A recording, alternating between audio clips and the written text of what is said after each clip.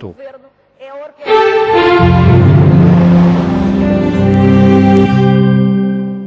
Falemos então dos segredos da descolonização de Angola com Alexandra Marques. Para já, é um livro de história. É uma narrativa histórica. É uma narrativa histórica. Portanto, as fontes primárias foram documentos, foram memorandos, ou memoranda, atas de reuniões e de encontros. Sobretudo relatórios militares, relatórios de informações, relatórios de atitudes inconvenientes, relatórios semanais, telegramas trocados entre Luanda e Lisboa. De fontes militares, portanto, naquela altura. Diria que 80% das minhas fontes primárias são fontes militares. E as questões que se foram levantando e que nunca foram respondidas de facto, até hoje, e são interpeladas aqui no livro, algumas com resposta, outras que ficam com uma sugestão de resposta. Primeira coisa, toda a gente falou no Almirante Vermelho, no Almirante Rosa Coutinho. O Almirante Rosa Coutinho favoreceu de facto o MPLA. Conduziu o processo de modo a entregar o poder ao MPLA ou não? A entregar o poder, ou seja, o Almirante Rosa Coutinho, enquanto Presidente da Junta Governativa e depois como Alto Comissário, aliás há uma história muito engraçada porque ele faz uma tropelia ao Dr. Almeida Santos enquanto Ministro, ele próprio diz isso, apanhei o Ministro da Coordenação Interterritorial numa viagem ao Oriente e como ele não me nomeava Alto Comissário, fui junto do Conselho de Estado e consegui... Pronto. Mas adiante. É exatamente nessa altura e eu vou ler, porque isto é uma transcrição, é uma frase dele. E esta é uma das partes que eu compreendo que vai dar mais polémica. Mas a partir do momento em que as pessoas não aguentam o suspense. Não, é o seguinte, para se entender, as tréguas com os movimentos armados angolanos... Que antecederam um acordo de Alvor ou... Não, estamos a falar em 74. Ao 25 de Abril... Alvor foi em 75. Exatamente, ao 25 de Abril, o Jonas Savimbi, da UNITA, por iniciativa dele, propõe um cessar-fogo e, portanto, por aí não houve problemas. A leste há uma trégua, mas apenas localizada, regional a leste, mas não há um cessar-fogo com a MPLA, nem com a FNLA. A assinatura das tréguas só é feita em outubro. Ora bem, outubro, já depois da renúncia do Presidente Spínola em Portugal. E a instalação em qualquer parte do território era realmente uma prerrogativa comum aos protocolos de cessar-fogo assinados com os três movimentos. O que não se sabia, ou que pelo menos eu desconhecia, foi uma autorização revelada pelo Almirante Rosa Coutinho em 1996, que diz o seguinte, isto num debate organizado, as conferências da Rábida. Sim. E autorizei mais, e diz ele. Carlos Monjardim, portanto. Exatamente. O moderador foi o Manuel Lucena. Notáveis. Mas como estas atas estão disponíveis, estas atas, estes testemunhos, estas conferências no ICS, que é a minha instituição de acolhimento enquanto doutoranda, são realmente uma fonte preciosa. O que é que ele disse? E autorizem mais, portanto, além dos movimentos armados poderem fixar-se em qualquer parte de Angola, a partir desse momento, ele diz, e autorizem mais, cada um, para se sentir em segurança, se fizesse acompanhar por uma delegação, uma força militar que não poderia exceder 600 homens, o que já era bastante. Isto em relação a Luanda. Portanto, a partir deste momento, a partir de novembro, o primeiro movimento a chegar é a FNLA a 30 de outubro, depois chega o MPLA e a seguir a UNITA, a Luanda. Podem levar 600 homens armados, 600 soldados. Cada um deles. Cada um. Portanto, ele estabelece aí pelo menos uma relação paritária entre os três movimentos. Exato, mas portanto são 1.800 homens armados que podem se instalar nos mesmos bairros, nos mesmos mocecos, na mesma rua. E os confrontos começaram semanas depois. Ora bem. Depois há uma outra novidade que eu encontro numa ata da Comissão Nacional da Descolonização, que eu encontrei, porque como, enfim, já referi, as atas da Comissão Nacional de Descolonização não estão por sequência, não existe nenhum arquivo que as tenha, portanto, alguém as terá. E em meados de dezembro, o Almirante Rosa Coutinho anuncia numa dessas reuniões da Comissão Nacional de Descolonização que está a subsidiar os movimentos. E que está, e portanto, e em entrevistas posteriores, eu já tinha visto que ele afirmou, portanto, em 3 entrevistas, que concedeu 10 mil contos mensais a cada movimento e o MPLA foi o que mais beneficiou. Portanto, a verba era a mesma para os 3? Isto foi o que ele afirmou. Portanto, armas para os movimentos. Houve transferências de armas para os movimentos por parte do MFA ou não? Houve. Mais tarde, ou seja, há um apoio através dos catangueses, dos fiéis estrangeiros, que eram uma tropa africana com formação tipo comando, era a nossa guarda avançada, a nossa, do exército português durante a Guerra Colonial, e em dezembro o Almirante Rosa Coutinho faz-lhes uma proposta irrecusável. O exército português continuaria a pagar-lhes os 50 mil contos anuais e, em contrapartida, eles teriam que ajudar o MPLA, barrando a entrada da FNLA em Angola a partir do Zaire. Esta informação foi-me confirmada pelo general Passos Ramos. Portanto, é uma primeira orientação para favorecer, de facto, o MPLA. Tropas portuguesas, só para sintetizarmos, receberam instruções para barrar a entrada dos outros movimentos também? Ou obstaculizar a vinda de outros movimentos para Luanda? Sim, em julho de 75. Em julho de 1975. Isto está documentado também. Isto, portanto, é aferível em termos de verificação de fontes primárias históricas. Qualquer pessoa, e eu volto a referir, qualquer pessoa que se interesse por estes assuntos, vá, por favor, ao site do Centro de Documentação 25 de Abril da Universidade de Coimbra, procure fundos privados, Fundo Privado António Belo, e tenha a paciência, enfim, de pesquisar. E isto foi um senhor que entregou o seu espólio todo? Foi um militar escrivão que não foi condecorado, que ninguém sabe quem é. Mas que entregou o espólio Mas que entregou todo o seu espólio e que hoje, se eu pude escrever este livro e se a verdade dos documentos pode ser conhecida, a ele se deve, em grande parte. Porque havia sempre uma falta de demonstração cabal de que a autoridade portuguesa na altura teria favorecido de facto um dos movimentos à frente de todos os outros e dando origem, portanto, a um conflito de proporções monumentais que se declarou a seguir. Não foram bem as autoridades portuguesas militares em Angola, mas sim a Comissão Coordenadora do Programa para o MFA em Angola.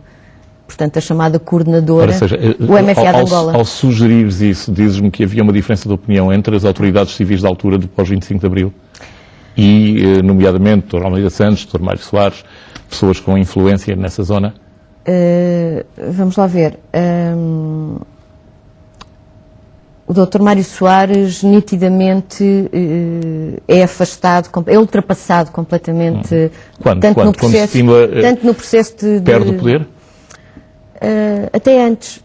Portanto, em julho de 1974... Antes do Acordo de Alvor, outra vez? Antes do Acordo de Alvor. O Acordo de Alvor é em janeiro de 1975. O Dr. Mário Soares apercebe-se que está a ser passado para trás, enfim, é uma expressão que todos entendem. E porque a segunda vez que vai a dar a salame com o Dr. Almeida Santos, o Major Melo Antunes reúne-se com o presidente tanzaniano Nyerere e deixa-os, e o Dr. Mário Soares e Almeida Santos ficam na piscina do hotel. E é nessa altura, isto eu estou a dizer porque é o Dr. Mário Soares que conta isto numa entrevista, não sei se a Maria João Vilés, se noutro livro, percebeu que o Major Melo Antunes, portanto, estava a seguir um guião.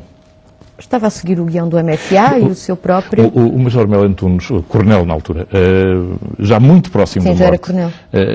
Deu entrevistas e fez declarações abertas em que era questionado. A descolonização foi a possível, portanto há sempre aqui uma tentativa de redenção qualquer, não podemos fazer melhor, enfim, ou foi um ato volitivo de quem comandava na altura, e ele diz que não, foi aquela que nós quisemos.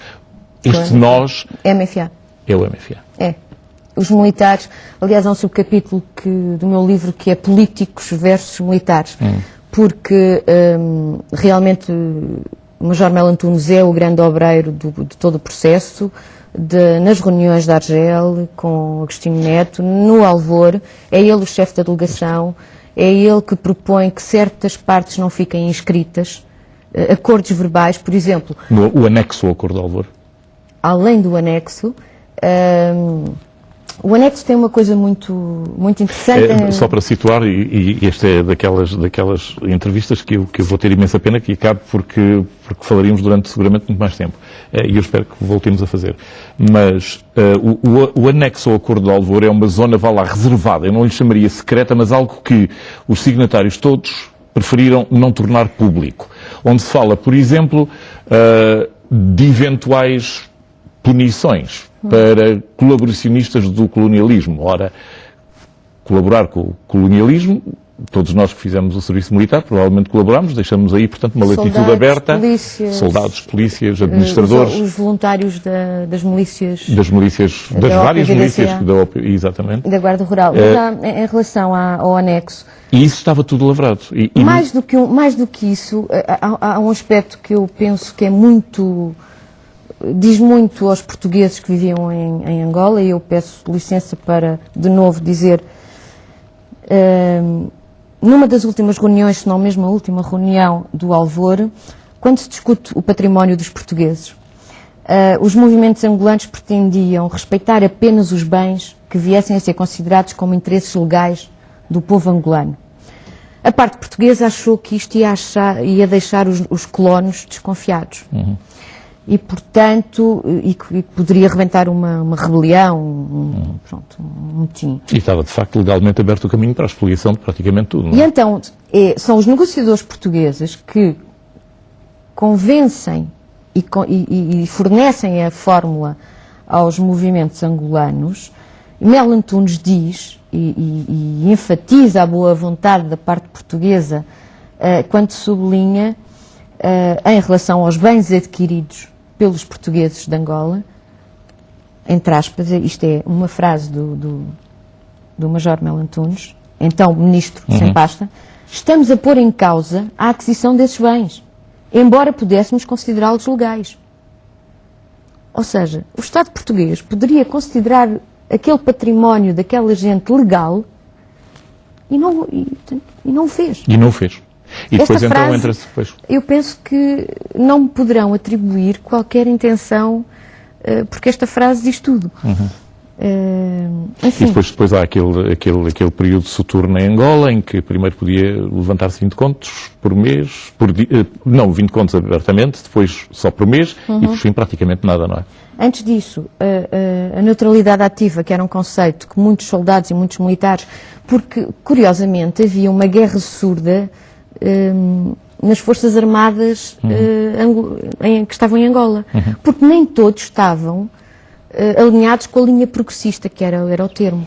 E, também houve essa guerra surda em Moçambique, tanto que a 7 de setembro houve uma revolta de tropas especiais em plena capital de Lourenço. Mas um documento que eu prometi que traria, um documento muito secreto, assinado pelo, julgo agora, comandante Martins e Silva, datado de 29 de abril de 1975, é um documento de 1975, é um documento do Arquivo Histórico-Militar em Lisboa, um manuscrito, eu vou só mostrar, não sei se o meu colega apanha.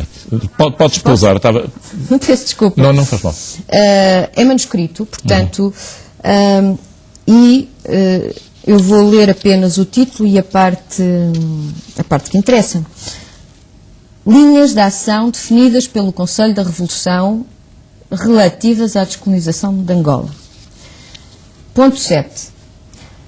Conservando o mais rigoroso sigilo, atuar-se-á de modo a conceder facilidades à UNITA e ao MPLA, nomeadamente através da cedência de armamento em quantidades superiores às necessárias para os contingentes da Força Militar Mista.